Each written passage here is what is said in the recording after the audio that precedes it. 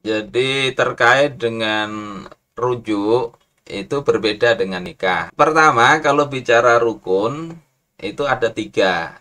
Pertama ada mahal, yakni perempuan yang dirujuk itu masih hidup. Ya, kalau setelah diceraikan meninggal itu tidak kemudian bisa dirujuk lagi. Ya, yang kedua ada sigot atau ucapan rujuk. Misalnya roja'tu ilaik, aku rujuk kepada engkau. Kemudian yang ketiga ada murtaji, yakni suami yang merujuk itu. Jadi harus tiga ini terpenuhi. Ini di dalam kitab Al-Iqna ya. Kemudian syaratnya talak atau cerai itu belum sampai 3 kali. Kalau sudah talak 3 nggak bisa lagi rujuk. Nggak bisa. Yang bisa itu nanti talak 3 si istri menikah lagi dengan suami lain, bercerai dengan suami lain tadi, masa iddahnya habis baru bisa menikah dengan suami sebelumnya. Jadi nggak bisa rujuk namanya, nggak bisa. Itu kalau talak 3. Yang kedua, talaknya itu terjadi setelah dukhul. Yakni terjadi setelah berhubungan badan. Jadi kalau ada menikah, malam pertama belum apa-apa dicerai, maka tidak bisa rujuk. Ini syarat kedua. Syarat ketiga bukan talak iwat, talak tebus, atau khulu, atau gugat cerai, atau fasakh, ya. Maka itu tidak bisa dirujuk. Yang keempat, wanitanya masih dalam masa iddah. Jadi dari talak 1 atau talak 2 itu belum habis 3 bulan atau 3 kali suci. Nanti ada 3 quru' itu 3 kali suci atau 3 kali haid itu nanti beda pendapat ya. Tetapi ya sekitar 3 bulanan itulah.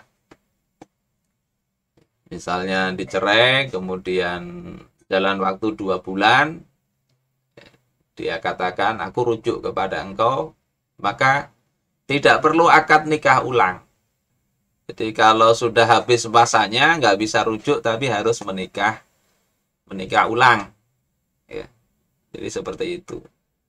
Dan rujuk ini ya tinggal ngomong saja, tidak perlu wali, tidak perlu saksi. Jadi intinya itu urusan suami istri berdua. Jadi kembali aja si suaminya ya, menyatakan diri rujuk kepada istrinya, maka selesailah. Cuma memang disunahkan untuk ada saksi. Ini di dalam mazhab Syafi'i ya. Sunnah ada saksi yang menjadi saksi rujuknya itu. Karena apa? Karena ada ulama yang memang mewajibkan adanya saksi ya, 2 orang saksi di dalam rujuk itu.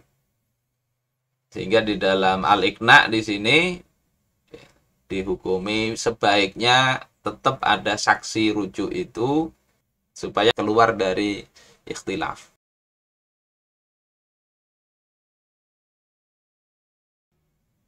Terkait dengan masa iddah, perlu dilihat iddah itu talak 1 2 kah, talak 3. Kalau iddah talak 3 itu statusnya sudah bukan istri lagi. Jadi dia tidak berhak dapat nafkah, tidak berhak dapat tempat tinggal.